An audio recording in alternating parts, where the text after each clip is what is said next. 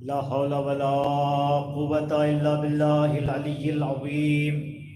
أعوذ بالله من الشيطان اللعين الرجيم. بسم الله الرحمن الرحيم.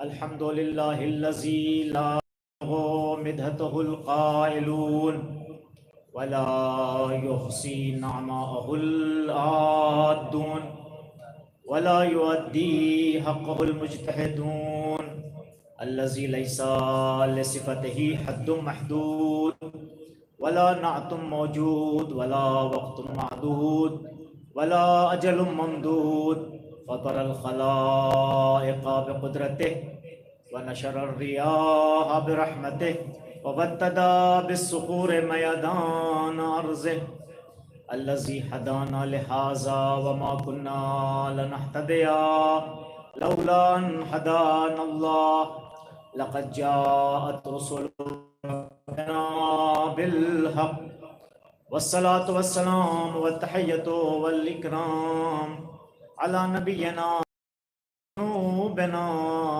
وحبيب قلوبنا وطبيب نفوسنا أبي القاسم المصطفى محمد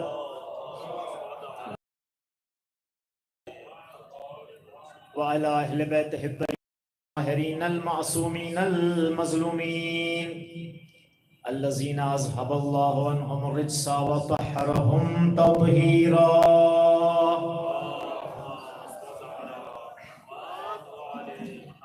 ولا سيما بقية الله في الأرضين روحي وأرواح العالمين لتراب مقدمه الفداء واللعنة على أعدائهم ومنكري فضائلهم وغاصب حقوقهم أجمعين. أما بعد فقد قال سبحانه تبارك وتعالى في محكم كتابه المبين وهو أصدق الصادقين وقوله الحق. بسم الله الرحمن الرحيم. وامتازوا اليوم أيها المجرمون ألم أعهد إليكم يا بني آدم أن لا تعبدوا الشيطان إنه لكم عدو مبين وأن اعبدوني هذا صراط مستقيم. صلى الله محمد وآل محمد.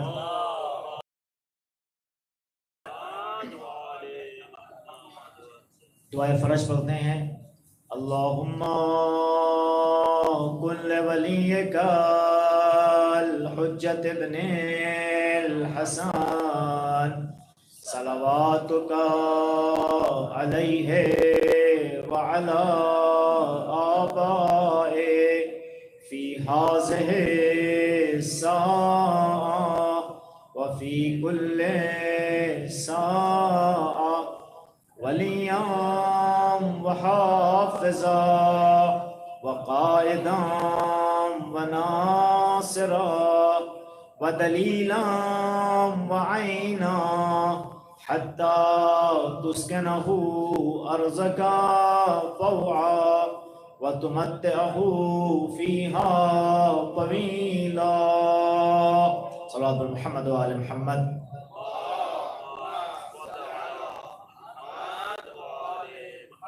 عظمت محمد و آل محمد پر اس سے بلندتر صلوات بھیجیے.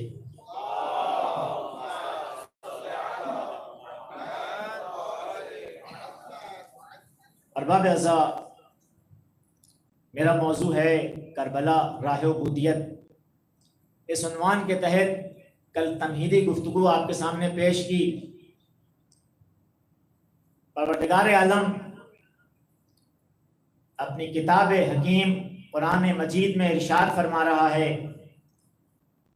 قیامت کا منظر ہے.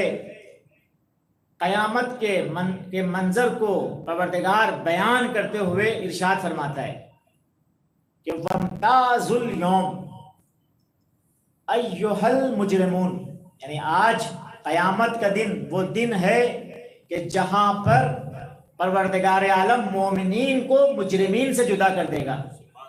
یعنی اس دنیا میں تو پروردگار کی تمام نعمتیں، حیات کی ہر چیز پروردگار نے بشریت میں ہر انسان میں برابر سے تقسیم کی ہے.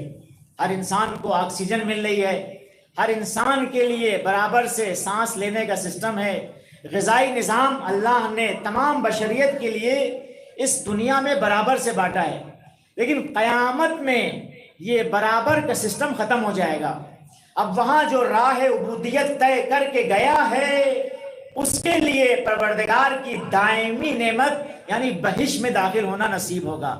جو پروردگار کی عبودیت کے راستے کو طے کر کے گیا ہے وہ اللہ کی دائمی نعمتوں میں شامل ہو جائے گا.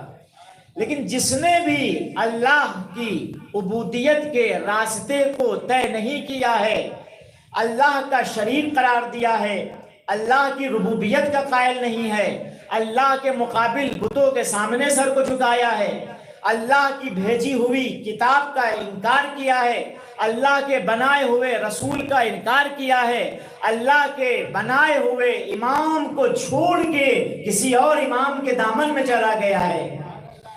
اب ایسے لوگوں کے لیے جو راہ عبودیت سے خارج ہو گئے ہیں، قیامت کی منظر کشی کرتے ہوئے پروردگار کیا کہہ رہا ہے؟ وَامْتَازُوا الْيَوْمَ أَيُّهَا الْمُجْرِمُونَ، یعنی آج ان مجرمین کی سزا یہ ہے کہ یہ اللہ کے جہنم میں داخل ہوں گے. یعنی اللہ کا غضب انہیں شامل حال ہوگا. یعنی دنیا کی طرح نہیں ہے ذرا گرامی، یہ موت کا فرشتہ جیسے ہی انسان کے پاس آیا وہ جو مہلت تھی وہ مہلت ختم ہو جاتی ہے، اور اس مہلت کے ختم ہو جانے کے بعد اب وہاں پر پروردگار عالم اعمال کے لحاظ سے جزا و سزا دے گا. اب یہاں پر جس نے بھی اللہ کی مرضی کے مطابق زندگی گزاری ہے تو پھر وہ دنیا جو اس دنیا کے بعد ہے، جسے قیامت کہا جاتا ہے، جسے معاد کہا جاتا ہے، انشاءاللہ اس سلسلے میں مزید گفتگو کل بیان کروں گا. اس قیامت کی منظر کشی کرتے ہوئے پروردگار کیا کہہ رہا ہے کہ یہاں پہ مومنوں کو مجرموں سے اللہ جدا کر دے گا.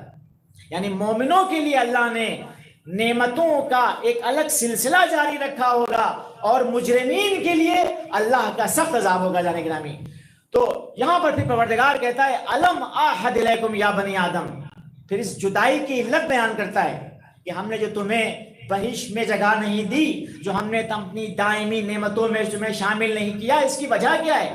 کیا ہماری غلطی ہے؟ ہم نے تو ہدایت کا نظام سب کے لیے برابر سے بنایا تھا، یا خود تمہاری ہی غلطی ہے، یا تمہاری ہی ان مشکلات کی وجہ سے کہ تم نے دنیا میں اللہ کی راہ عبودیت کو طے نہیں کیا، یہاں پر تمہیں سزا مل رہی ہے. پروردگار بہت عاقلانہ بات کر رہا ہے. دیکھیے کہتے ہیں الم اعہد الیکم یا بنی آدم، اے آدم کی اولاد، کیا میں نے تم سے عہد نہیں لیا تھا؟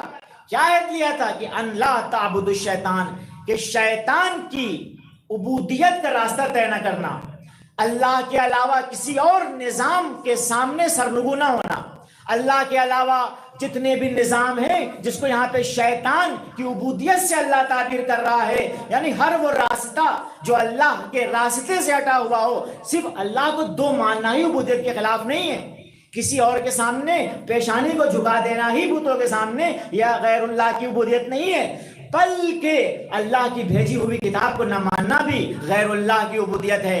اللہ کے بنائے ہوئے نبی اور امام کا انکار بھی اللہ کی عبودیت کے راستے سے جدا ہونا ہے. صلوات بھیجیے بر محمد و آل محمد.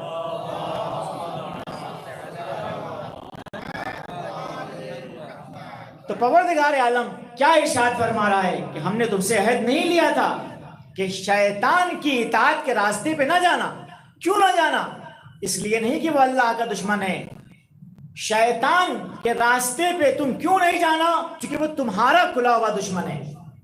یعنی دیکھو، نہ تمہاری اطاعت سے اللہ کو کوئی فائدہ پہنچنے والا ہے، نہ تمہاری معصیت سے اللہ کو کوئی نقصان ہونے والا ہے. پروردگار کیا ارشاد فرماتا ہے اس کلام مجید میں؟ پروردگار یہاں پہ ہمیں متوجہ کہہ رہا ہے کہ یہ شیطان اور غیر اللہ کی جو اطاعت کا راستہ ہے، اس اطاعت سے اللہ کو کوئی نقصان ہونے والا نہیں ہے.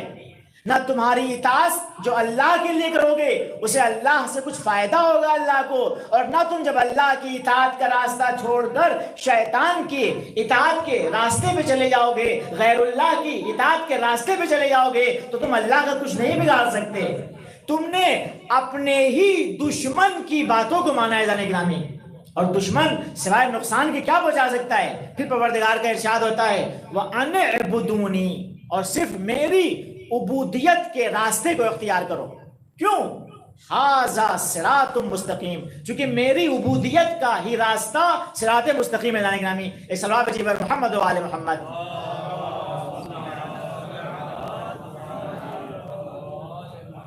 تو اذان گرامی، پروردگار عالم اس کلام مجید میں جو اس عبودیت کے راستے کو بیان کر رہا ہے، وہ پروردگار کیا بیان کر رہا ہے کہ جو بھی اس عبودیت کے راستے پہ چلا اس نے اللہ کے صراط مستقیم کو اختیار کیا ہے. اب اس سے پہلے کہ عبودیت کے معنی بیان ہو، حقیقت عبودیت بیان ہو، اور عبودیت اور عبادت میں کیا فرق ہے، عبودت اور اطاعت میں کیا فرق ہے، عبودیت اور ولایت میں کیا فرق ہے، آج سب سے پہلا سوال یہ اٹھتا ہے کہ اذان گرامی کربلا کس اعتبار سے راہ عبودیت ہے؟ یعنی کربلا کو ہم کس اعتبار سے راہ عبودیت کہہ رہے ہیں اذان گرامی؟ جیسا کہ مولانا نے شعر میں پڑھا کہ بہت سے لوگ کربلا کے واقعے کو کہتے ہیں کہ 2 شہزادوں کی جنگ تھی. بہت سے لوگ یہ کہتے ہیں کہ یزید ایک سرکش انسان تھا، اس نے حملہ کیا اور ایسے ہی کیا ہوا، شہید کر دیا امام حسین علیہ السلام کو. یا بعض لوگ کی فکر کا طائر تھوڑا اور پرواز کرتا ہے تو وہ کوئی اور توجیحات کرتے ہیں. یعنی اس جنگ کو، اس واقعے کو، اس انقلاب کو ہلکا کر کے پیش کرنے کی کوشش کی جاتی ہے. تو سب سے پہلے ہمیں یہ دیکھنے کی ضرورت ہے کہ یہ کربلا کس اعتبار سے اللہ کی توحید کا راستہ ہے، کربلا کس اعتبار سے ہدایت کا راستہ ہے، کربلا کس اعتبار سے انسان کی نجات کا راستہ ہے. یہ جو کربلا ہے، اللہ تک پہنچنے کا راستہ صرف کربلا ہی کیوں ہے؟ قرآن تک پہنچنے کا راستہ صرف کربلا ہی کیوں ہے؟ رسول تک پہنچنے کا راستہ صرف کربلا ہی نہیں کیوں ہے؟ یہ غدیر تک پہنچنے کا راستہ صرف کربلا ہی کیوں ہے؟ گرامی سوال یہ اٹھتا ہے کہ یہ کربلا راہ عبودیت کیوں ہے؟ تو گرامی اس سے پہلے کہ واقع کربلا کو ہم تجزیہ اور تحلیل کریں، آگے دیکھنا پڑے گا کہ امام حسین علیہ السلام کے سامنے جو لوگ ہیں ان کا مقصد کیا ہے؟ گرامی ایک سلوات سے سہارا دیے محمد و آل محمد.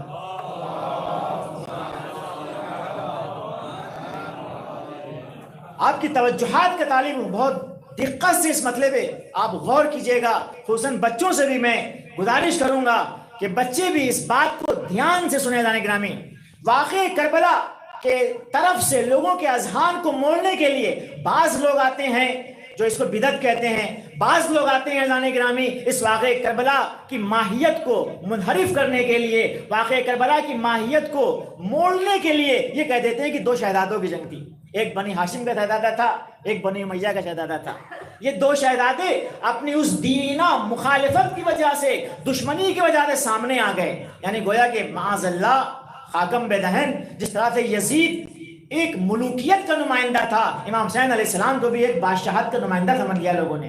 تو گرامی دیکھنے کی ضرورت ہے کہ کس اعتبار سے کربلا راہ عبودیت ہے، کس اعتبار سے امام حسین علیہ السلام کا راستہ راہ توحید ہے، کس اعتبار سے امام حسین علیہ السلام کا راستہ راہ قرآن ہے، کس اعتبار سے امام حسین علیہ السلام کا راستہ وہ راستہ ہے جو اللہ کے چنے ہوئے امام کا راستہ ہے. جانے گرامی تو یہاں پر ہمیں آگے دیکھنا پڑے گا کہ یزید کا مقصد کیا تھا. جانے گرامی ایک صلوات بھیجیے محمد و آل محمد.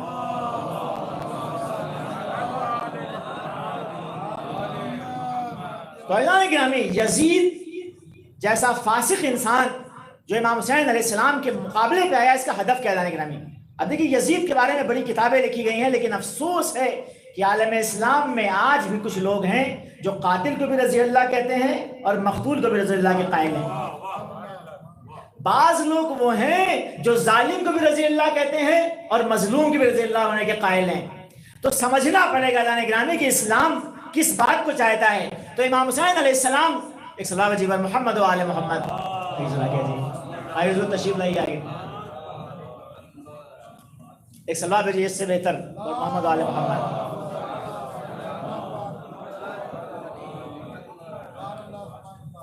تو جانے گرامی امام حسین علیہ السلام کا راستہ کیوں راہ عبودیت ہے؟ امام حسین علیہ السلام کا راستہ کیوں راہ توحید ہے؟ امام حسین کا راستہ کیوں راہ خدا ہے؟ تو اب دیکھنا پڑے گا اس سے پہلے کہ امام حسین علیہ السلام کے اقدامات کی بررسی کریں، امام حسین علیہ السلام کے سامنے آنے والوں کا مقصد کیا ہے؟ گرامی تو سب سے بڑی شخصیت یزید ہے. جانے گرامی یزید کا مقصد امام حسین علیہ السلام کے سامنے آنے سے کیا ہے؟ جانے گرامی تو اگر آپ غور کیجئے کہ یزید نے اپنی ماہیت کو خود اجاگر کر دیا. جانے گرامی جب یہ کاروان اور قافلہ لٹا ہوا شام پہنچتا ہے تو تاریخ کی کتابوں نے جس واقعے کو نقل کیا ہے کہ یزید نے وہاں پر اپنی بے دینی کا اعلان کیا جانے گرامی، بہت دقت کریے گا، تاریخ کی کتابوں میں نقل ہے کہ وہاں پہ یزید جب اس کاروان کو دیکھتا ہے، اہل بیت کے کاروان کو دیکھنے کے بعد ایک شعر پڑھتا ہے یزید وہاں پر. یزید کا شعر جو تاریخ نے نقل کیا ہے اس میں انکار دین بھی ہے، انکار رسالت بھی ہے، انکار امامت بھی ہے، انکار معاد بھی ہے، انکار قرآن بھی ہے. جانے گرامی صلوات بھیجیے بر محمد و آل محمد.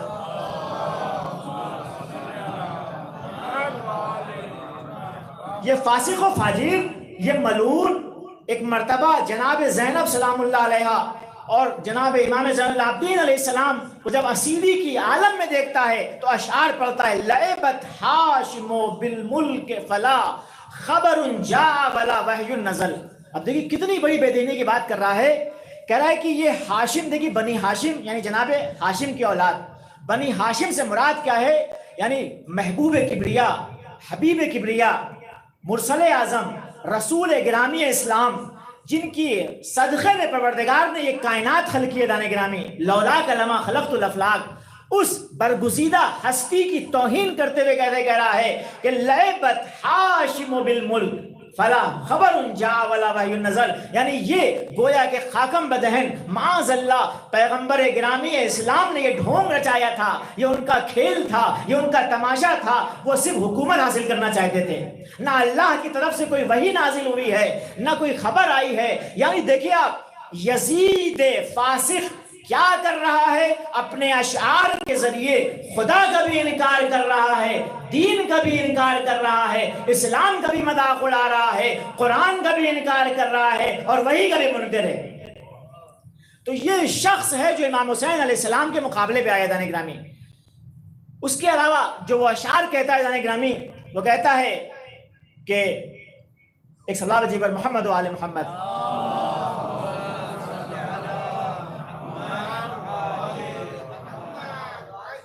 یعنی اس طرح سے مذاق اڑانے کے بعد وہ کہتا ہے کہ لو شہدوا اشیاقی بے بد جزع الخزرج من وقع الاصل. کیا کہتا ہے؟ لو شہدوا اشیاقی بے بد جزع الخزرج من وقع الاصل لأحلوا واستحلوا وقالوا یا یزید لا تشل. پھر وہ کہتا ہے کہ یزید ملعون اپنے اشعار میں دیکھیں کس طرح سے اسلام کا مذاق اڑا رہا ہے. وہ کہتا ہے کہ لست من خندف، میں اپنے لست من خندف ان لم انتقم من بنی احدم ما کان افعل. یعنی دیکھیں مسلسل وہ اپنے اشعار میں ایک اسلام کی کس طرح سے توہین کر رہا ہے. وہ کیا کہتا ہے یزید فاسق؟ ایک صلوات جب محمد و آل محمد.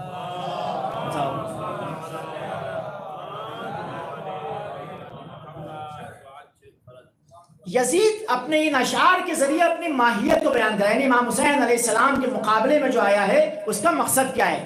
یزید کیا کہتا ہے؟ کاش بدر کے میدان میں وہ ہمارے مشرک آبا و اجداد جو پیغمبر گرامی اسلام کے مقابلے میں اولو حبل کے نعرے لگا رہے تھے، لنا عزا ولا عزا لکم کے نعرے لگا رہے تھے، ہمارے وہ اشیاخ، ہمارے وہ آبا و اجداد جو جنگ بدر میں پیغمبر سے شکست کھائے تھے، کاش وہ ہمارے آبا و اجداد ہوتے اور دیکھتے کہ کس طرح سے آج نیزوں کے پڑنے سے قبیلہ خزرج تڑپ رہا ہے. جانے گرامی یعنی یہ ثابت کر رہا ہے کہ کل جو پیغمبر اسلام کے مقابلے میں دین کو مٹانے کے لیے اس یزید کے آبا و اجداد اس کے دادا کی سرپرستی میں، ابو سفیان کی سرپرستی میں آئے تھے، یزید ان کی حمایت کر رہا. جانے گرامی یعنی مشرکین مکہ جو اسلام کو مٹا دینا چاہتے تھے، یزید کھلے عام ان کی حمایت کر رہا ہے. جانے گرامی اور کیا کہتا ہے یزید کہ اگر وہ میرے اجداد ہوتے تو بہت خوشحال ہوتے، بہت خوش ہوتے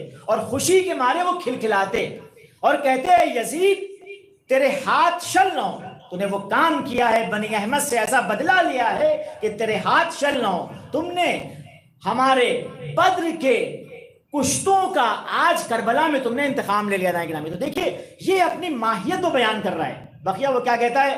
وہ کہتا ہے لست من خندف، میں اپنے آبا و اجداد کی نسل سے نہیں ہوں. ان لم انتقم، اگر میں بدلہ نہ لے لوں، من بنی احمدہ، احمد کی اولاد سے، ما کان افعل، جو ان احمد نے کیا تھا. جناب گرامی، تو خلاصہ یہ ہوتا ہے کہ جو امام حسین علیہ السلام کے سامنے چہرہ ہے یزید، وہ کیا کہہ رہا ہے، اس کا مقصد کیا ہے، اس کا ہدف کیا ہے، اس کا ایم کیا ہے، کہ وہ دین کو مٹانے پہ کمر بستہ ہے. جناب گرامی، اس دین کو مٹانے کے لیے یزید جیسا فاسق و فاجر اس دین کو ختم کرنے کے لیے اپنے اس چھپے ہوئے رازوں کا کھلے عام اظہار کر رہا ہے. جناب گرامی، اور آپ دیکھیے افسوس ہوتا ہے ان لوگوں پر، افسوس ہوتا ہے ان لوگوں پر کہ وہ یزید جو کھلے عام اپنے شرک کا اعلان کر رہا ہے، دین کا کھلے عام انکار کر رہا ہے، قرآن کا کھلے عام انکار کر رہا ہے، بہت سے لوگ اس کو خلیفہ مسلمان ماننے پہ تیار ہے. بہت سے لوگ مسلمانوں کا خلیفہ اور اس کے اسلام پر گواہیاں لے کے آتے ہیں. یعنی وہ انسان جو کھلے عام اپنے شرک کا اعلان کر رہا ہے، اپنے کفر کا اعلان کر رہا ہے، قرآن کو انکار کر رہا ہے، رسالت کا انکار کر رہا ہے، معاد کا انکار کر رہا ہے، اللہ کا انکار کر رہا ہے، اس کے اسلام کے لیے تو مرے جا رہے ہیں، کس طرح سے اس کے اسلام کو ثابت کر دیں. لیکن وہ ابو طالب جنہوں نے کبھی رسول کی حمایت کی ہو، وہ ابو طالب جنہوں نے پیغمبر کی حمایت کے لیے اپنے بچوں کو رسول کے بستر پہ سلا دیا ہو، وہ ابو طالب کہ جنہوں نے اسلام کی اس طرح سے حمایت کی ہو کہ قرآن کہہ رہا ہے الم یجدک یتیما فآویٰ، کہ ہم نے آپ کو یتیم پایا تو ہم نے آپ کی نگہبانی نہیں کی. تو جناب گرامی، جو انسان کھلے عام اپنے کفر کا اعلان کر رہا ہے، یہ مسلمانوں کی عقلوں پہ کتنا افسوس ہے کہ اس کے اسلام کو ثابت کرنے میں پیچھے نہیں ہٹ رہا ہے، اس کے رضی اللہ کہنے میں پیچھے نہیں ہٹ رہا ہے، اس کو خلیفہ رسول ثابت کرنے میں اپنی تمام کوششیں کر رہا ہے. اور وہ ابو طالب جس نے اسلام کی حمایت کی، جس نے اسلام کو نہیں مٹنے دیا، جس کے بچوں نے اسلام کو نہیں مٹنے دیا، اسے کافر کہہ رہا ہے.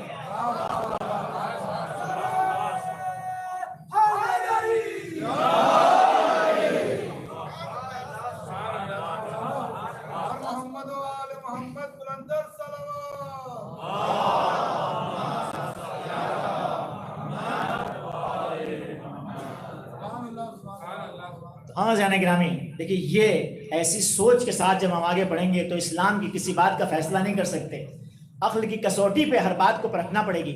تو امام حسین علیہ السلام کے مقابلے میں جو یزید آیا ہے جانے گرامی، اس کا یہ مقصد ہے، اس کا یہ ہدف ہے، اس کا یہ ایم ہے. اب دیکھیے ادھر سے امام حسین علیہ السلام کا مقصد کیا ہے. امام کیا کہتے ہیں کہ ان کان دین محمد لم یستقم الا بقتل فیا سیوف خزونی.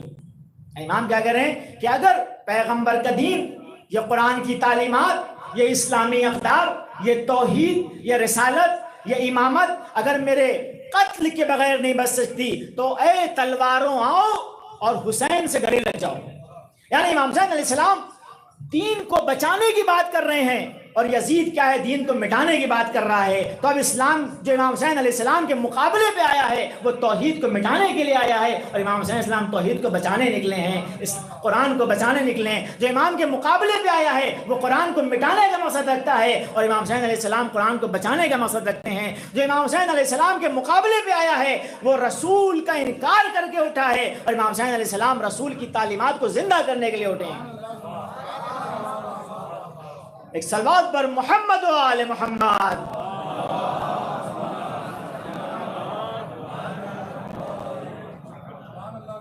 تو یہ یزید کا کردار ہے جناب گرامی، اور اس قدر اس کا گھٹیا کردار ہے کہ روایتیں بتاتی ہیں کہ جناب عبداللہ ابن حنظلہ، یعنی جناب حنظلہ جو غسیل الملائکہ ہیں، ان کے بیٹے جناب عبداللہ، ایک وفد جاتا ہے شام تاکہ یزید کے بارے میں بررسی کرے، تحقیق کرے کہ یزید کیسا ہے. تو جناب عبداللہ ابن حنظلہ، یہ بچوں سے میں کہتا ہوں کہ ان باتوں کو غور سے سنیں اور اس کو سمجھنے کے بعد ان فکروں پہ آپ کو افسوس ہوگا جو کہتے ہیں کہ دو شہزادوں کی لڑائی تھی، جو کہہ دیتے ہیں کہ دو خاندانوں کی لڑائی تھی.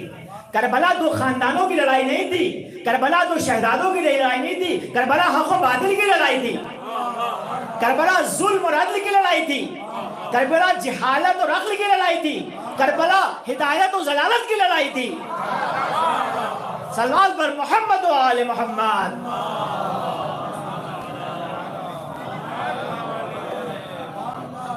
جناب عبداللہ ابن حنزلہ غسیل الملائکہ کے بیٹے یہ جاتے ہیں، جہاں جاتے ہیں شام، تو ان کے جملے آپ غور کیجئے. وہ کہتے ہیں کہ جب ہم شام پہنچے اور ہم نے شام کا منظر جب دیکھا تو ہم اس بات سے ڈرے کہ کہیں ہمارے اوپر اللہ کا عذاب نازل نہ ہو جائے. یعنی دیکھیے اتنا فاسق انسان ہمارے سامنے اتنا خبیث انسان ہے کہ جس کے اتنے خراب کام ہیں، جس کی ایسی حرکتیں ہیں کہ اس حرکتوں کے باعث ہمیں ڈر تھا کہ اللہ کہیں عذاب نازل نہ کر دے. یعنی آپ دیکھیں جب وہ واپس آئیں کہتے ہیں کیا کام کرتا تھا، وہ بہن اور ماؤں کا خیال نہیں رکھتا تھا. جانے گرامی بہنوں اور ماؤں کے درمیان تفریق نہ کرنے والے انسان، اسے لوگ خلافت کی گدی پہ بٹھانے کے لیے تیار ہیں. جانے گرامی اسے لوگ خلیفہ مسلمین کہنے کے لیے تیار ہیں. افسوس ہوتا ہے ان عقلوں پہ جو ایسے لوگوں کو رضی اللہ کہنے پہ تیار ہیں. جانے گرامی ان کے رضی اللہ کا معیار یہ ہے کہ یزید جیسا شرابی بھی رضی اللہ اور امام حسین جیسا نمازی بھی شرعی اللہ. صلوات بھیجیے بر محمد و آل محمد.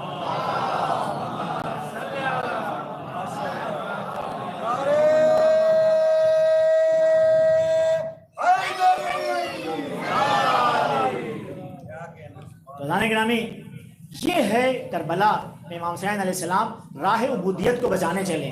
چونکہ امام کے مقابلے پہ جو آ رہا ہے، امام کے مقابلے کی جو شخصیت ہے وہ کون ہے؟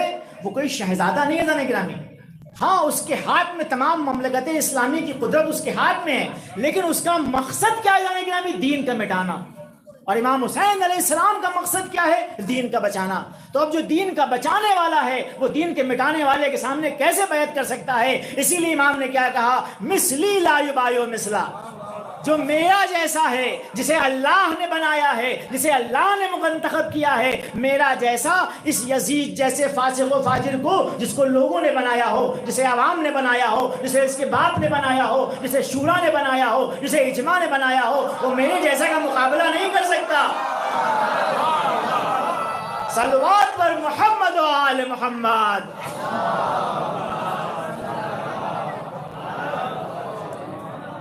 امام حسین علیہ السلام یہ بتا دینا چاہتے ہیں کہ جو امام حسین علیہ السلام کے مقابلے میں آئے ان کا دین سے کوئی تعلق نہیں ہے، ان کا اسلام سے کوئی تعلق نہیں ہے، بلکہ یہ وہ نسل ہے جانے گرامی جس کا مقصد ہی اسلام کو مٹا دینا ہے، اسلامی تعلیمات کو اپنے پہلو تلے رون دینا ہے. لیکن یہ امام حسین علیہ السلام کے سامنے کیسے ہو سکتا تھا جانے گرامی؟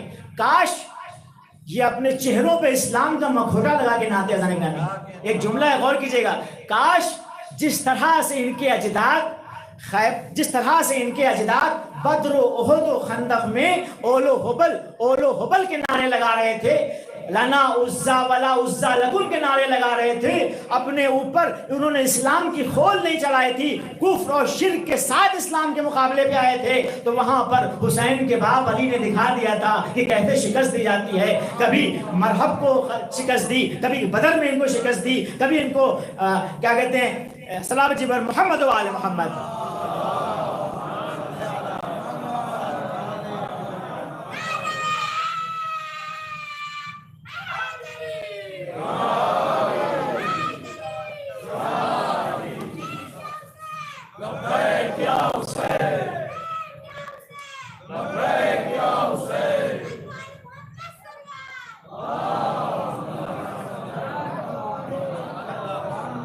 کاش یہ اپنے حقیقی چہروں میں آئے ہوتے، اگر یہ کفر کا لبادہ اوڑھ کے آئے ہوتے، اگر یہ شرک کا لبادہ اوڑھ کے آئے تھے، تو جس طرح کل حسین کے والد جناب امیر المومنین علی ابن ابی طالب نے ان کے اجداد کو کبھی بدر میں بچھاڑا، کبھی احد میں بچھاڑا، کبھی خندق میں بچھاڑا، کل ایمان بن کر کل کفر کے مقابلے میں گئے، ایسا ہی امام حسین علیہ السلام کے پاس بھی طاقت ہے. امام کے پاس علی کا شیر عباس موجود ہے، اگر عباس کو بھیج دیتے تھے تو بتا دیتے کہ کس طرح جنگ لڑی جاتی ہے. لیکن افسوس کہ یہ اپنے چہروں پہ اسلام کا خول چڑھا کے آئے تھے. امام کو یہ دکھانا تھا کہ ان کے چہروں پہ پڑی ہوئی نقاب کو الٹ کے ان کے چہروں کو آشنا کرایا تھا. اس لیے امام نے اپنے خون کا نذرانہ پیش کر کے اسلام کو تو بچا لیا لیکن خود قربان ہو گئے. صلوات پر محمد و آل محمد.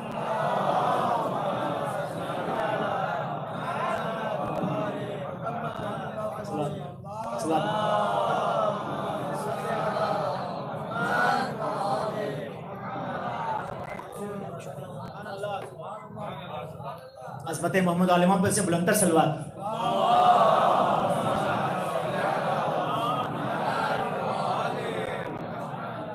سوزان گرامی، اگر آپ غور کیجئے تو امام حسین علیہ السلام کے مقابلے پہ آ رہے ہیں، ان کی حقیقت کیا ہے۔ ایک اور واقعہ کہ یزید کس نسل سے تعلق رکھتا ہے گرامی۔ یزید کے بارے میں تو شاید بہت سے مسلمان، انہوں نے کتابیں بھی لکھی ہیں یزید کے کفر پر، اور یزید کے خلاف بہت سے مسلمانوں نے کتابیں لکھی ہیں، لیکن جو یزید کا باپ ہے، افسوس یہ ہے گرامی کہ بہت سے اس کے طرفدار پیدا ہو جاتے ہیں، یعنی یہ حاکم شام۔ اب دیکھیے جو بیٹے میں بات آئے گی وہ کہاں سے آئے گی؟ باپ ہی سے منتقل ہوگی۔ اب آپ دیکھیے یزید کا کیا مقصد ہے اسلام کو مٹا دینا، اب دیکھنا ہے کہ یزید کے باپ کا کیا مقصد ہے گرامی۔ مغیرہ ابن شیبہ ایک شخص ہے، اگر آپ تاریخ میں غور کیجئے تو یہ شخصیتوں کو بہت پڑھنے کی ضرورت ہے گرامی۔ تاریخ میں یہ جو مغیرہ ابن شیبہ ہے، یہ وہ شخص ہے جو جناب صدیق کبریٰ کے گھر پہ جو حملہ ہوا ہے اس میں شریک ہے گرامی۔ ہے مغیرہ ابن شیبہ وہ شخص ہے جس کو خلیفہ دوم نے بصرہ اور ان علاقوں کا گورنر بنایا تھا۔ خلیفہ سوم نے دوبارہ اس کو بعض گورنر کے علاقے دیے، پھر معاویہ کے دور میں یہ اس کا خاص ایک گورنر تھا، اور مولا کائنات کی دشمنی میں یہ مشہور تھا۔ یعنی مغیرہ ابن شیبہ وہ شخصیت ہے کہ جو مولا کائنات کی دشمنی میں مشہور شخصیت ہے، یعنی سفاک ترین۔ دیکھیے اذان گرامی، بنی امیہ کی جتنی بھی حکومتیں گزری ہیں اس کے اکثر گورنر سفاک ترین گورنر رہے ہیں، اور انہی سفاک ترین گورنروں میں ایک زیاد ابن ابی ہے دان گرامی، اور ایک کون ہے؟ مغیرہ ابن شیبہ دان گرامی، اور اس طرح سے دوسرے گورنر ہیں۔ حتیٰ کہ انہی بنی امیہ کی نسلوں میں جب حجاج آتا ہے دان گرامی عبد الملک کا گورنر بن کے، تو عبدالعزیز کا ایک جملہ ہے کہ اگر تمام دنیا کے ظالم، اگر تمام دنیا کے سفاک لوگ اپنے اپنے ظالم کو لا کے اکٹھا کریں، اور اپنے اپنے ظالم کو لا کے اکٹھا کرنے کے بعد ایک مقابلہ ہو کہ کون سب سے زیادہ ظالم ہے، اگر یہ مقابلہ ہو کہ سب سے زیادہ ظلم کس نے کیا، دیکھیے پیغمبر کو وما ارسلناک الا رحمتا للعالمین، اور یہ لوگ پیغمبر کی جگہ پہ بیٹھ کے انہوں نے ایسے ایسے ظلم کیا دان گرامی کہ اپنی ماہیتوں کو اجاگر کر دیا ہے۔ عبدالعزیز جو اس عبد الملک کے نسل سے ایک بادشاہ گزرا ہے، خلیفہ گزرا ہے، وہ کہتا ہے کہ اگر دنیا کے تمام ظالمین اپنے ظالموں کو لے کر آئیں اور وہاں پر مقابلہ ہو تو ہم بنی امیہ سب سے جیت جائیں گے، کیونکہ ہمارے حجاج نے اتنے زیادہ ظلم کیے ہیں کہ ہم ان تمام ظلم سے سب سے آگے بڑھ جائیں گے۔ دیکھیے یہ لوگ ہیں کہ جن کو نماز پہ فخر کرنے کا موقع نہیں مل رہا ہے گرامی، حج پہ فخر کرنے کا موقع نہیں مل رہا ہے، عبادتوں پہ فخر کرنے کا موقع نہیں مل رہا ہے، انفاق پہ فخر کرنے کا موقع نہیں مل رہا ہے۔ اگر انہیں کوئی فخر کی چیز مل رہی ہے تو وہ ظلم ہے دان گرامی۔ تو تم جو ظلم پہ فخر کرتے ہو اس کا کیا مقابلہ کرو گے جہاں زین العابدین پائے جاتے ہیں، جہاں سید الساجدین پائے جاتے ہیں، جہاں ذوالصفنات پائے جاتے ہیں۔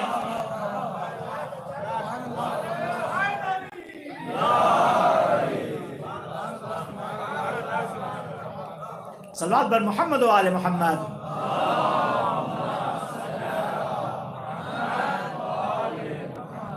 ویدان گرامی، یہ مغیرہ جس کی شخصیت کو آپ پڑھیے گا، اسٹڈی کیجئے، حتماً بہت اہم شخصیت ہے کہ اس نے کتنے ظلم کیے ہیں۔ روایتیں بتاتی ہیں کہ یہ مغیرہ اپنے بیٹے مطرف کے ساتھ ایک بار شام جاتا ہے، وہاں پر یار غار، سمجھ لیجیے آپ حاکم شام کا یار غار ہے۔ اب جتنے بھی وہ فساد کرتا ہے، جتنے بھی وہ جرم کرتا ہے، اس میں برابر کا شریک ہے، اور برابر کے شریک ہونے کے ساتھ ساتھ یہ وہ شخص ہے دان گرامی جو اس کی ان محفلوں میں بھی شرکت کرتا ہے کہ جس کے اوپر معاویہ نے پردہ پوشی کر رکھی تھی دان گرامی۔ یعنی یزید تو کھلے عام فسق و فجور انجام دیتا تھا، لیکن اس کے باپ نے جن جرائم پہ پردہ پوشی کر رکھی تھی، یہ مغیرہ اس کا یار غار تھا اس میں۔ تو یہ مغیرہ روز دربار سے آتا تھا، تو اس کا بیٹا کہتا ہے بہت خوشحال لیتا تھا، اور وہ معاویہ کی تعریفیں کرتا تھا کہ کتنا دور اندیش ہے، کتنا زیرک ہے، کتنا ذہین ہے، کتنا چالاک ہے۔ لیکن ایک رات جب میرے پاس میرا بابا آیا، یہ کون کر رہا ہے؟ مطرف، جو مغیرہ بن شیبہ کا بیٹا ہے، کہتا ہے ایک رات جب میرا باپ معاویہ کی بزم سے آیا، رات تمام ہوئی، وہ شباب و کباب کی محفلیں تمام ہوئیں، اور میرا باپ اس رات کو خوش گزرانے کے بعد گھر آیا تو ایک مرتبہ وہ کیا کہتا ہے کہ بہت پریشان تھا، بڑا افسوس تھا، اس کا چہرہ اترا ہوا تھا، میں سمجھا کہ کیا مشکل ہو گئی ہے، کیا حکومت اور ہمارے درمیان کوئی مشکلات پیش آ گئی ہیں۔ ہم نے اس کی وجہ سے اپنے والد سے پوچھا کہ اے میرے والد کیا ہوا ہے، آپ اتنا پریشان کیوں ہیں؟ تو ایک مرتبہ جانے گرامی مغیرہ بن شیبہ اپنے بیٹے سے ایک جملہ کہتا ہے جسے تاریخ کی کتابوں نے نقل کیا ہے، شیعہ کتابوں نے نہیں، اہل سنت کتابوں نے نقل کیا جانے گرامی۔ آپ جب کے کتابوں میں پڑھ لیجئے گا، کتابوں میں لکھا ہوا ہے کہ ایک مرتبہ مغیرہ کہتا ہے کہ میں کائنات کے سب سے خبیث ترین انسان کے پاس سے آ رہا ہوں۔ آپ دیکھیں جانے گرامی، میں کائنات کے سب سے خبیث ترین انسان کے پاس سے آ رہا ہوں، سب سے خراب انسان کے پاس سے آ رہا ہوں۔ اب یہاں پہ ایک جملہ کہنے کی جی چاہتا ہے جانے گرامی کہ بہت سے لوگ اس کی حمایت کرتے ہیں کہ جس کے یار غار، جس کے پاس بیٹھنے والے اسے دنیا کا خبیث ترین انسان کہہ رہے ہیں۔ آپ دیکھیے لوگ کس کی حمایت کر رہے ہیں، لوگ کہاں جا رہے ہیں، لوگ کس کو رضی اللہ کہہ رہے ہیں، لوگ کس کی حمایت کر رہے ہیں؟ اس کی حمایت لوگ کرنے پہ تیار ہیں جس کے یار غار مغیرہ بن شیبہ جیسے افراد جو اس کے جرم میں برابر کے شریک ہیں، کہتے ہیں کہ اقرار العقلاء علی انفسہم جائز۔ اگر کوئی خود اپنے جرم کا اقرار کر لے یعنی بہت بڑا مجرم ہے، واقعاً اس نے جرم کیا ہے، تو مغیرہ بن شیبہ کیا کہہ رہا ہے؟ میں خبیث ترین شخص کے پاس سے آ رہا ہوں۔ تو عزیزان گرامی جو خود اقرار کرے میں خبیث ترین شخص ہوں تو اس کو مقابلے میں اسے کیسے لایا جا سکتا ہے جن کی طہارت کی قرآن گواہی دے رہا ہو؟ انہیں ان کے مقابلے میں کیسے لایا جا سکتا ہے جن کے بارے میں قرآن کہہ رہا ہو انما یرید اللہ لیذھب عنکم الرجس اہل البیت ویطہرکم تطہیرا۔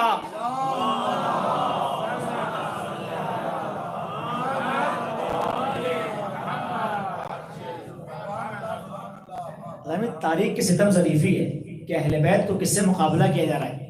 امیر المومنین شکایت کرتے ہیں بعض لوگ کہ ہمیں معافیہ سے ملایا جاتا ہے۔ یعنی آپ دیکھیے واقعاً اگر خدا کو بت سے ملایا جائے، ایک پتھر سے ملایا جائے تو یہ کتنا بڑا ظلم ہے۔ ان الشرک لظلم عظیم، قرآن کیا کہہ رہا ہے؟ شرک بہت بڑا ظلم ہے۔ شرک سب سے بڑا ظلم کیوں لانے گرامی؟ یعنی ایک پسترین چیز پتھر جس کی کوئی حقیقت نہ ہو اس کو اس رب الارباب کے مقابلے میں کھڑا کر دیا جائے، جو پتھر انسان سے بھی پست ہو جانے گرامی، اس پتھر کو خدا کہہ دیا جائے تو یہ خدا کی کتنی بڑی توہین ہے جانے گرامی۔ تو جانے گرامی جس طرح سے ایک پتھر کو خدا کہہ دینا خدا کی توہین ہے، ایسے ہی علی کا مقابلہ معاویہ سے کرنا یہ علی کی توہین ہے جانے گرامی۔ علی طہارتوں کے سائے میں پلنے والی شخصیت کا نام ہے، اور معاویہ کیا ہے جس کا یار غار اسے کیا کہہ رہا ہے؟ خبیث ترین شخص ہے۔ ایک صلوات بھیجیے بر محمد و آل محمد۔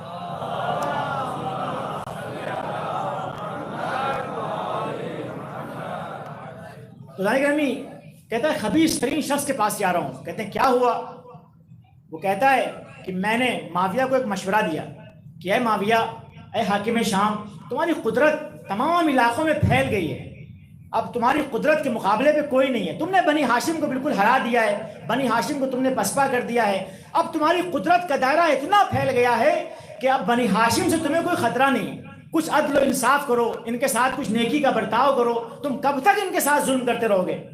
جب یہ جملہ کہتا ہے کہ کب تک ان کے ساتھ ظلم کرتے رہو گے، ایک مرتبہ تاریخ کی کتابیں کیا کہتی ہیں؟ معاویہ کے چہرے کے رنگ بدل گیا اور اس نے کہا تم کہہ رہے ہو کہ میں بنی ہاشم کا ساتھ چھوڑ دوں، دیکھو بنی تمیم کا ہمارا بھائی آیا، یعنی خلیفہ اول ابو بکر کی طرف اشارہ کر رہے ہیں، بنی تمیم کا ہمارا بھائی آیا اور وہ چلا گیا، آج اس کا کوئی نام لیوا نہیں ہے۔ ہمارا بنی ادے کا بھائی آیا چلا گیا، آج اس کا کوئی نام لیوا نہیں ہے۔ ہمارا خاندان سے تعلق رکھنے والا عثمان ابن عفان تیسری خلافت پہ فائز ہوئے اور آئے، لیکن ان کا کوئی نام لیوا نہیں ہے۔ یعنی دیکھیے جیسے خود کو سمجھ رہا ہے ایسے انہیں بھی سمجھ رہا ہے۔ آپ اس کی فکر پہ غور کیجئے گا، کہہ رہا ہے کہ یہ تین لوگ آئے اور چلے گئے، آج ان کا کوئی نام لینے والا نہیں ہے۔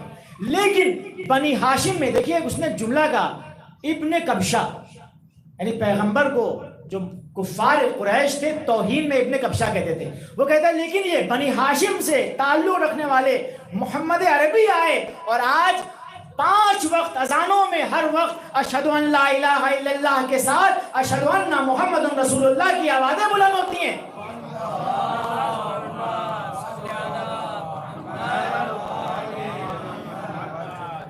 پھر معاویہ اپنی خباثت کو ظاہر کرتے ہوئے کیا کہتا ہے کہ جب تک ان اذانوں میں اشہد ان محمد رسول اللہ کا نام ہے میں پیچھے نہیں ہٹوں گا، میں اس نام کو مٹا کے رہوں گا۔ جانے گرامی آپ دیکھیں جانے گرامی، آج افسوس ہوتا ہے کہ اگر کوئی توہین رسالت کر دے تو کوئی آپ دیکھیں کتنے واقعات ہوا کرتے ہیں، کسی پہ الزام لگا کے توہین رسالت کا اور اسے زبردستی مار دیتے ہیں، لیکن جب اپنی شخصیات کی بات آتی ہے تو توہین رسالت کو بھول جاتے ہیں۔ جانے گرامی اگر کسی اپنی شخصیت نے توہین رسالت کی ہوئی ہے تو اسے خطا اجتہادی کا نام دے دیا جاتا ہے اور کچھ دے دیا جاتا ہے۔ جانے گرامی تو اتنی بڑی توہین پیغمبر اکرم کی شاید کسی نے نہ کی ہو، جو جانے گرامی پیغمبر کی جانشینی کہ عہدے پہ بیٹھا ہوا ہے، اپنے کو خلیفۃ المسلمین کہہ رہا ہے، لیکن اس کا ہدف اور مقصد کیا ہے؟ تاکہ اذان سے جب تک نام رسول اللہ کو نہ مٹا لیں، حبیب کبریا کے نام کو نہ مٹا لیں، مرسل اعظم کے نام کو نہ مٹا دیں، زمانے اور کائنات کے بننے کے سبب پیغمبر اکرم کی ذات کو نہ مٹا لیں،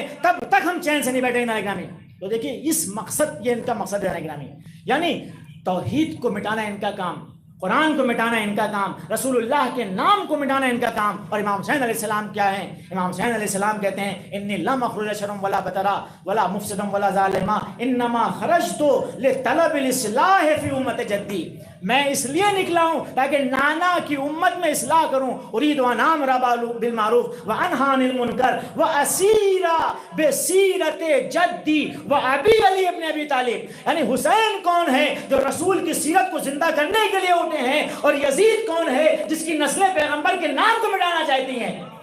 تو حسین کا مقابلہ دو خاندانوں کی جنگ نہیں ہے۔ جانے گرامی امام حسین کا مقابلہ دو شہزادوں کی جنگ نہیں ہے، بلکہ یہ حق اور باطل کا معرکہ ہے۔ ایک طرف یزید ہے جو توحید کے راستے کو مٹا دینا چاہتا ہے، جو قرآن کو مٹا دینا چاہتا ہے، جو اسلام کو ختم کر دینا چاہتا ہے، اور دوسری طرف حسین ہے جو اسلام کو سربلند کرنا چاہتے ہیں۔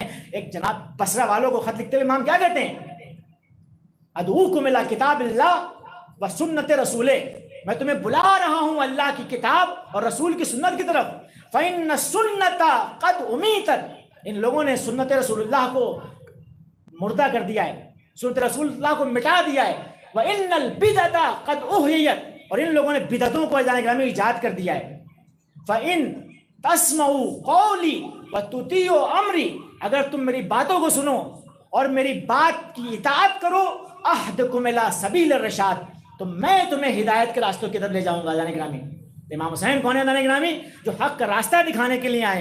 امام حسین علیہ السلام کون ہے؟ اسی لیے اپنی پہچان کیا کروا رہے ہیں کہ انا اہل بیت النبوہ ومعدن الرسالہ ومختلف الملائکہ بنا فتح اللہ وبنا یختم ویزید رجل فاسق شارب الخمر قاتل النفس المحترمہ مثلی لا یبایع مثلا۔ یہاں پر دو شہزادوں کی جنگ نہیں جانے گرامی، یہاں پر دو خاندانوں کی لڑائی نہیں ہے، یہاں پر ایک طرف عطرت طاہرہ ہیں، ایک طرف خواصتوں کا شجرہ طیبہ ہے، ایک طرف کیا ہے شجرہ خبیثہ ہے۔ شجرہ خبیثہ کی نمائندگی یزید کر رہا ہے، شجرہ طیبہ کی نمائندگی امام حسین کر رہے ہیں۔ سلوات بھیجیے پر محمد و آل محمد۔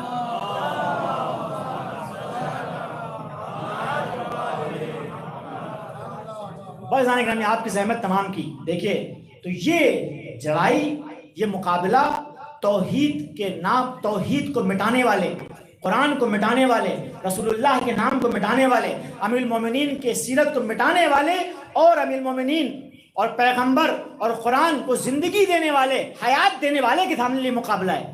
یہ مقابلہ کوئی عام مقابلہ نہیں ہے۔ اسی لیے جانے گرامی جس طرح امام حسین علیہ السلام نے کل اسلام کی صحیح تصویر پیش کی اور اسلام کو اپنا خون دے کے بچایا ہے، آج دنیا میں یہ مجالس ازاں ہیں جو امام کے اس پیغام کو بچا رہی ہیں، جو اسلام کو بچا رہی ہیں۔ آج آپ کو اگر پہچاننا جانے گرامی کہ کون سا اسلام میں ہے، دیکھ لیے محرم میں کون ان فرش ادا پہ آتا ہے۔ یہ فرش ادا توحید کا پرچم دار اس دنیا میں، یہ فرش ادا توحید کے سب سے بڑا نعرہ بلند کرنے کی جگہ ہے جانے گرامی۔ یہ فرش ادا وہ ہے جہاں سے قرآن زندہ ہوتا ہے، یہ فرش ادا وہ ہے جہاں سے رسول کی تعلیمات زندہ ہوتی ہیں، یہ فرش ادا وہ ہے جہاں سے اسلامی اقدار زندہ ہوتی ہیں۔ اب جس کو اسلامی اقدار سے محبت ہوگی، جسے رسول اللہ سے محبت ہوگی، جسے قرآن سے محبت ہوگی، جسے توحید سے محبت ہوگی، وہ محرم میں اس فرش ادا پہ دکھے گا۔ اور جسے یزید سے محبت ہوگی، جسے یزید کے باپ سے محبت ہوگی، جسے مشرکین مکہ سے محبت ہوگی، وہ ان فرش ادا کا مذاق اڑائے گا، ان آنسوؤں کا مذاق اڑائے گا، ان سینے پہ پڑنے والے ہاتھوں کا مذاق اڑائے گا۔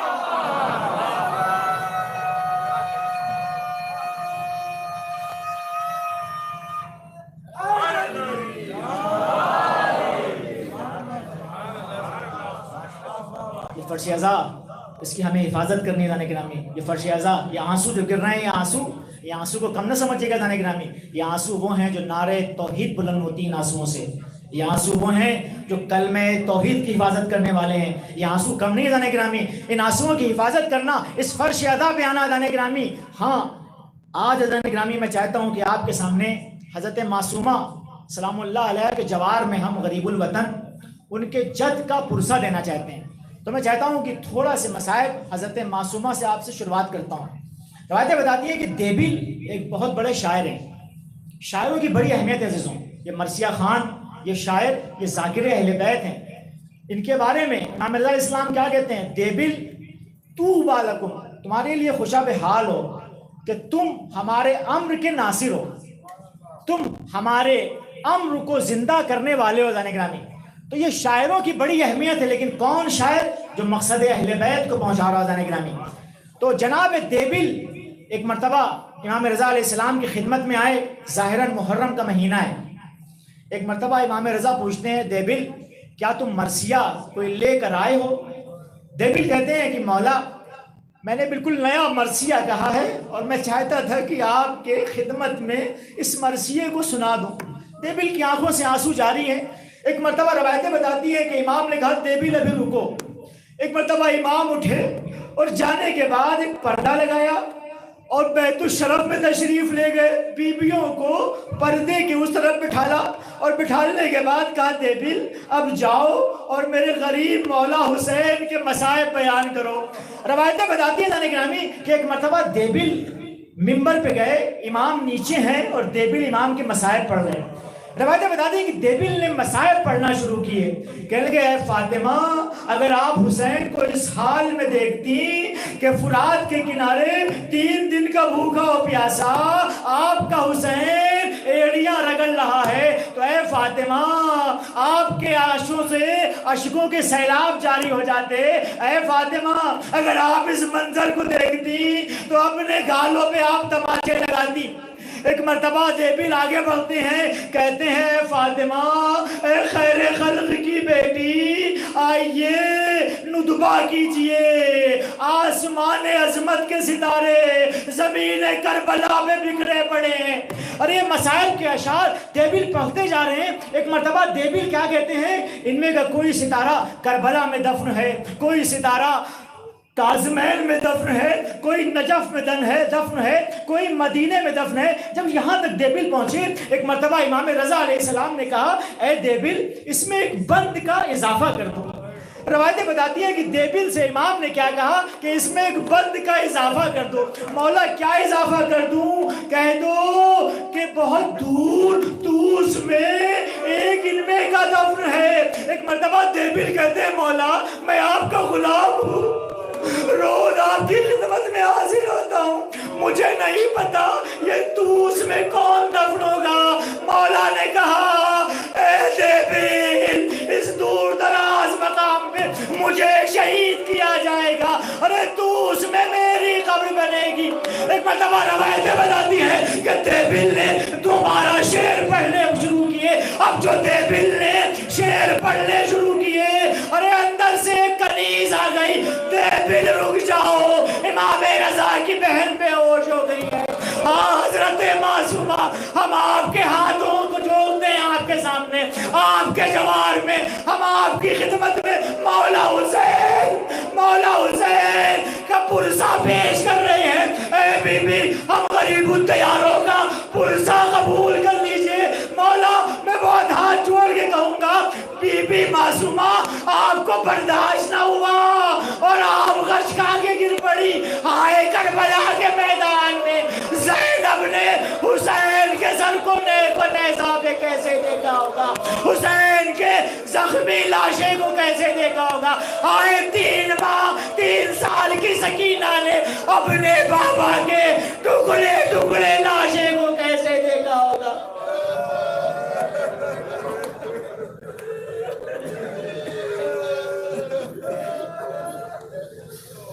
خدا آپ کو کسی غم میں نہ رلائے سوائے غم مظلوم کربلا کے اجرکم علی اللہ۔ عزیزوں گریے میں کمی نہ کریے، جتنا ہو سکتا ہے چیخ مار کے روئیے، چونکہ روایتیں بتاتی ہیں کہ جب ماہ محرم آتا تھا تو پڑوسیوں کو امام جعفر صادق کے گھر سے اتنی بلند آواز سے رونے کی آواز آتی تھی کہ لوگ سمجھ جاتے تھے اس رونے کی آواز سے کہ محرم کا مہینہ آ گیا ہے۔ عزیزوں روایتیں بتاتی ہیں کہ آج ہی کی وہ تاریخ تھی 2 محرم، جب یہ لٹا ہوا قافلہ جو مدینے سے 28 سفر کو نکلا تھا، 28 سے جب کو جو قافلہ نکلا تھا وہ آج کی تاریخ میں سرزمین کربلا پہ وارد ہوا۔ روایتیں بتاتی ہیں کہ مولا حسین جس گھوڑے پہ سوار تھے، ایک مرتبہ اس راہوار نے آگے بڑھنے سے انکار کر دیا۔ مولا نے دوسرا گھوڑا بدلا، گھوڑا آگے نہیں بڑھ رہا ہے۔ مولا نے دوسرا، روایتیں بتاتی ہیں 6 یا 7 گھوڑے مولا نے تبدیل کیے، لیکن رہوار آگے بڑھنے کو تیار نہیں ہے۔ ایک مرتبہ مولا نے کہا لوگوں کو بلایا جائے، لوگ آئے۔ مولا نے کہا اس سرزمین کا کیا نام ہے؟ کسی نے کہا مولا اسے شد فرات کہتے ہیں۔ دوسرا شخص آگے بڑھا، مولا اسے غازریہ کہتے ہیں۔ ایک شخص اور آگے بڑھا، مولا اسے نینوا کہتے ہیں۔ ایک مرتبہ ایک شخص آگے بڑھا، مولا اس سرزمین کو کرب و بلا کہتے ہیں۔ اب جیسے ہی کربلا کا نام سنا بچپن کا وعدہ یاد آ گیا، طفلی کا وعدہ یاد آ گیا۔ انظروا ہا ہونا محط رحالنا، ہا ہونا سفکا دماؤنا۔ ارے یہی وہ سرزمین ہے جہاں ہمیں اترنا ہے، ارے یہی ہمارا خون بہایا جائے گا، یہی ہمارے قبریں بنے گی۔ ہاں مولا مرثیہ پڑھ رہے ہیں، یہی وہ سرزمین ہے جہاں علی اکبر کے سینے پہ پرچی لگے گی، ارے یہی وہ سرزمین ہے جہاں عباس کے شانے کٹیں گے، ارے یہی وہ سرزمین ہے جہاں پہ قاسم گلبدن کا جنازہ زندگی میں گھوڑوں کی ٹاپوں سے پامال ہوگا، ارے یہی وہ سرزمین ہے جہاں 6 ماہ کا علی اصغر باپ کے ہاتھوں میں ذبح کر دیا جائے گا، ارے یہی وہ سرزمین ہے جہاں صحرا کی گواہی ایڑیاں رگڑے گی، یہی وہ سرزمین ہے جہاں زینب کے سر سے چادر اترے گی۔ خدا آپ کو کسی غم میں نہ رلائے سوائے غم مظلوم کربلا کے۔ بس آخری مسائل کا فقرہ اور آپ کی زحمت تمام کر دی۔ دیکھیے امام نے آپ کو کبھی نہیں بھولے جانے گرامی، امام نے ہر وقت کربلا میں آپ کو یاد کیا ہے، اور ایک وہ وقت جو ہمیں اور آپ کو وقت یاد کیا وہ یہی وقت ہے۔ روایتیں بتاتی ہیں کہ امام مظلوم نے ایک مرتبہ کہا یہ سرزمین کس کی ہے؟ لوگوں نے کہا یہ بنی اسد کی سرزمین ہے۔ مولا نے کہا بنی اسد کو بلایا جائے۔ بنی اسد آئے۔ ایک مرتبہ جب بنی اسد آئے تو مولا نے کہا میں اس سرزمین کو تم سے خریدنا چاہتا ہوں۔ معاملہ تب آیا، سرکار ابا عبداللہ نے سید الشہداء نے اس سرزمین کو بنی اسد سے خرید لیا۔ ایک مرتبہ خریدنے کے بعد مولا نے بنی اسد سے کہا اے بنی اسد میں نے تم سے اس سرزمین کو خرید تو لیا ہے لیکن میری 3 شرطیں ہیں۔ دیکھو پہلی شرط یہ ہے کہ جہاں پہ ہماری قبریں ہوں وہاں پر تم حل نہ چلانا۔ دوسری شرط اجالہ گرامی اس پہ تمہیں یاد کیا۔ مولا کہتے ہیں بنی اسد جب میرا کوئی زائر کربلا کے میدان میں ہماری زیارت کرنے آئے تو بنی اسد اسے 3 دن مہمان بنانا۔ میں کہوں گا مولا یہ 3 دن کی قید کیوں لگا رہے؟ شاید مولا کہے جب تم 3 دن کربلا کی سرزمین پہ آؤ گے تو حسین کی 3 دن کی بھوک و پیاس کو یاد کرو گے۔ ایک مرتبہ مولا نے بنی اسد سے کہا اے بنی اسد دیکھو جب یہ اشقیاء چلے جائیں اپنے کشتہائے نجس کو دفن کر دیں تو تم آنا ہماری لاشوں کو دفن کر دینا۔ دوبارہ بنی اسد کی خواتین کو بلایا، اے بنی اسد کی خواتین اگر تمہارے مار ظالم کے ڈر سے ہمارے جنازوں کو نہ دفن کرے تو تم آگے دفن کر دینا۔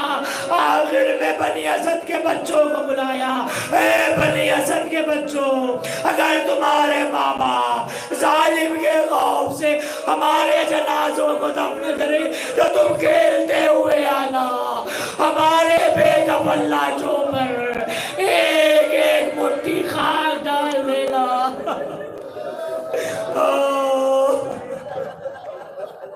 الا لعنت اللہ علی قوم الظالمین سیعلم الذین ظلموا ایّ منقلب ینقلبون۔ انا للہ و انا الیہ راجعون۔ ماتم